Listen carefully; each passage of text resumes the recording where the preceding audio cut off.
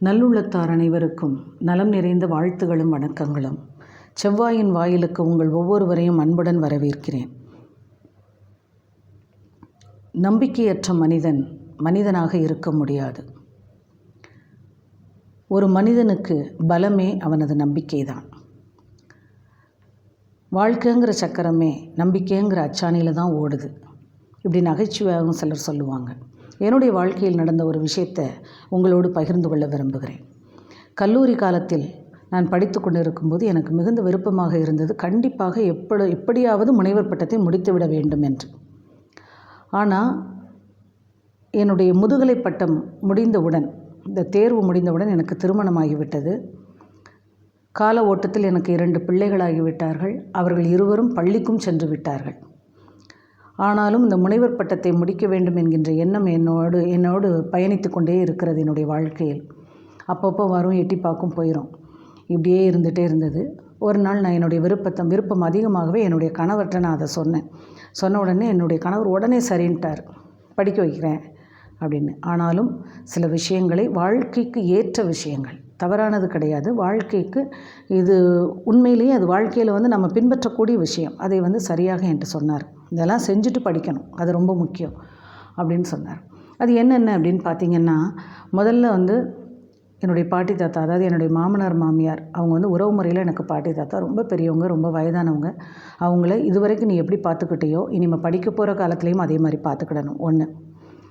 2வது, கிராமத்தில் நாங்கள் இருந்தோம். பெரியவர்கள் வீட்டில் இருக்கும்போது எப்போவுமே விருந்தினர்கள் தெரிஞ்சவங்க நிறைய பேர் பார்க்குறதுக்காகவும் ஆலோசனை கேட்பதற்காகவும் வருவாங்க. அப்படி வருகின்ற விருந்தினர்களை நல்ல முறையில் உபசரிக்கணும் எப்பவும் போல். அது 2வது. 3வது, குழந்தைங்கள 2 பேரையும் நல்லா படிக்க வச்சு அவங்கள நல்லபடியாக பள்ளிக்கூடத்துக்கு அனுப்பிட்டு நானும் கல்லூரிக்கு போனோம். அது ரொம்ப முக்கியம். திரும்ப மீண்டும் அவர்களே வீட்டில் படிக்க வைக்கணும். அவங்களுடைய படிப்பில் எந்த விதமான குறைபாடும் வந்துடக்கூடாது. இது 3வது. 4வது, கண்டிப்பாக பகுதி நேர வகுப்புலேயோ அல்லது தொலைதூர வகுப்புலேயோ சேரக்கூடாது. முழு நேர வகுப்பில் தான் சேரணும். கல்லூரிக்கு சென்று தான் படிக்கணும். இது எதுக்காக அப்படின்னா, உன்னுடைய அறிவை வளர்த்து கொள்வதற்கும் உன்னுடைய அத்தனை தேவைகளையும், படிப்பு சார்ந்த அத்தனை தேவைகளையும் பூர்த்தி செய்வதற்கும் இது பயன்படும். அதனால் நேரடியாக தான் போய் படிக்கணும், கல்லூரிக்கு போய் தான் படிக்கணும்னு சொல்லிட்டார். இது 4வது.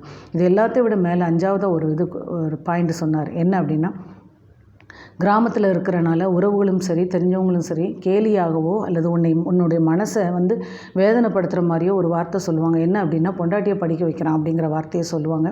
இதையெல்லாம் தாங்கி கொண்டு படிக்கணும், மனசை நீ அதை ஒருநிலைப்படுத்திக்கோ அப்படின்னு சொல்லிட்டார். 1 வருடமாக நான் யோசித்தேன்.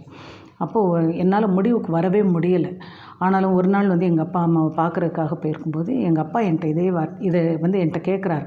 என்னம்மா, நீ மேலே படிக்கணும்னு சொன்னேன், படிக்காமல் வீட்டிலேயே முடங்கிடுவியா? உன்னுடைய இதுவரைக்கும் படித்த படிப்பெல்லாம் வீணாக போயிருமா அப்படின்னு சொல்கிறாரு. ஏன்னா என்னுடைய அம்மாவும் அப்பாவும் ஆசிரியர்கள். அவங்களுக்கு அதில் கண்டிப்பாக ஆர்வம் இருக்கும். நான் அப்போ சூழலெல்லாம் சொன்னேன். என்னுடைய கணவர் படிக்க வைக்கன்னு சொல்லிட்டார். ஆனால் இந்த மாதிரி ஒரு சூழல் இருக்குதுப்பா, என்ன பண்ணேன்னு தெரில.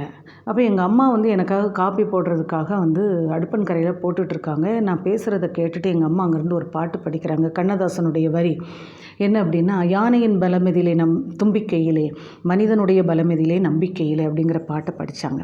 இந்த பாட்டு எதுக்காக எனக்கு எங்கள் அம்மா நினைவுபடுத்தியிருக்காங்க. எப்படின்னா, நான் 2ஆம் வகுப்பு எங்கள் அம்மாட்ட தான் படித்தேன். எங்கள் அம்மா தான் எனக்கு ஆசிரியர்.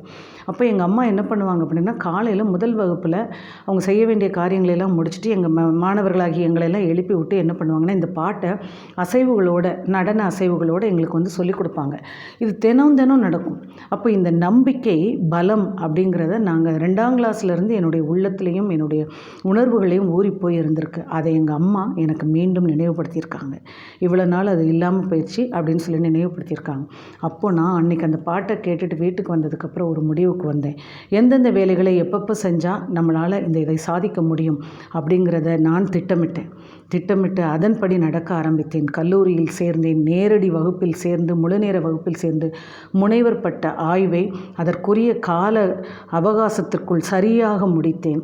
அதேபோல் என்னுடைய பலம், அந்த நம்பிக்கை என்னை சரியான நேரத்தில் முனைவர் பட்டத்தையும் பெற்றுக்கொள்ள வைத்தது. எனவே நம்மேல் நாம் நம்பிக்கை வைப்போம், வெற்றி பெறுவோம். நன்றி.